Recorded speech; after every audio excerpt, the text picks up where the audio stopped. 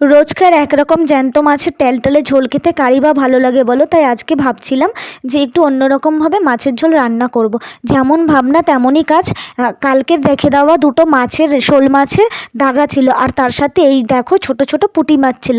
তাই ভাবলাম আজকে একটু অন্যরকমভাবে মাছগুলো রান্না করব।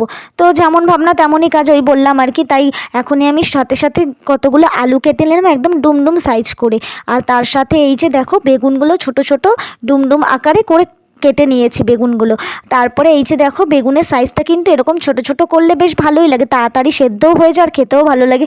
আর এই যে দেখো এইদিকে মাছগুলো আমি ম্যারিনেট করার জন্য নুন আর হলুদ মাখিয়ে নিয়েছি। আর আমার কড়াই এদিকে গরম হয়ে গিয়েছিলো, তো আমি গরম তেলের মধ্যে দিয়ে দিয়েছি মাছগুলো আমার এদিকে ভাজা হচ্ছে। আর আমি অন্যদিকে এখানে দেখো দুটো লঙ্কা, একটা আদা আর কিছুটা টমেটো কেটে নিয়েছি। আর আমার মাছটাও দুপিঠ হালকা হালকা করে ভাজা হয়ে গিয়েছে, যেহেতু জ্যান্ত মাছ তো তাই বেশি একটু ভাজা করব না, তাহলে না কেমন ছিবড়া ছিবড়া খেতে লাগে। আর আমি এই দিকে দেখো কতটা জিরে নিয়ে নিয়েছি ফোড়ন দেওয়ার জন্য। এই যে গরম তেলে জিরেটা ফোড়ন দিয়ে দিলাম। এবার এর উপরে দিয়ে দেবো আমি হচ্ছে গিয়ে এই বেগুনগুলো আর আলুগুলো সব কটা এক এক করে অল্প অল্প করে ঢেলে দেবো কড়াইতে।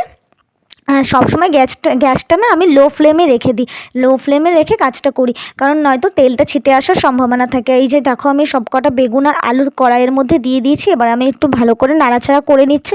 তবে হ্যাঁ, বেশি ভাজা করব না, কারণ বেশি ভাজলে আগেই সেদ্ধ হয়ে যাবে। আর বেশি বেগুনটা যদি ভাজা হয়ে যায় না, খেতেও ভালো লাগে না। হালকা ভেজে নেবো। এই যে নুন আর হলুদও দিয়ে নিয়েছি। আর এইদিকে আমার মশলাও রেডি হয়ে গেছে, শিলে বেটে নিয়েছি আমি। আর এর সাথে যোগ করে নিয়েছিলাম জিরের গুঁড়ো আর ধনের গুঁড়ো। এবার আমি এতে অ্যাড করব নুন। এই যে দেখো তোমরা তোমাদের পরিমাণ মতো নুনটা অ্যাড করো। আর তারপরে অ্যাড করব এর মধ্যে হচ্ছে গিয়ে হলুদ। এই যে দেখো হলুদও আমি নিয়ে নিয়েছি পরিমাণ মতো। এই যে এই হলুদটা এবার আমি অ্যাড করে নেব। এই যে দেখো আমি হলুদটাও দিয়ে নিলাম। এবার এটাকে ভালো করে মিশিয়ে নেব। আর এইদিকে মিশিয়ে নেওয়ার পরে আমি কড়াইতে একটু দিয়ে দিয়েছিলাম, দিয়ে এবার এটা ভালো করে মশলাটা বেগুন আর আলুর সাথে কষাচ্ছি। এইদিকে আমার দেখো ভালো করে কষিয়ে নিচ্ছি, হালকা হালকা জল দিয়ে মাঝে মাঝে তারপরে কষাবো, যাতে ভালো করে কষানোটা হয়। যে দেখো অল্পটুকু জল দিলাম, দিয়ে আবার আমি খানিকটা কষিয়ে নিলাম। মাছটা যত কষিয়ে রান্না হবে মশলাটা, তত আর কি টেস্টটা ভালো লাগে। আর বিশেষ করে বেগুনটা একটু কষিয়ে নিলে না, ভাজা না করলে সেই বেগুনটা যদি না কষানো হয় খুব একটা ভালো লাগে না। এই যে দেখো কালারটাও কত সুন্দর এসছে। আর এই যে দেখো পুরো ফুটেও উঠেছে। এবার আমি মাছগুলোও ঢেলে দিলাম, দিয়ে এবার মাছটাও আমি ভালো করে নাড়াচাড়া করে নিয়ে তারপরে এর মধ্যে জল ঢেলে দেবো।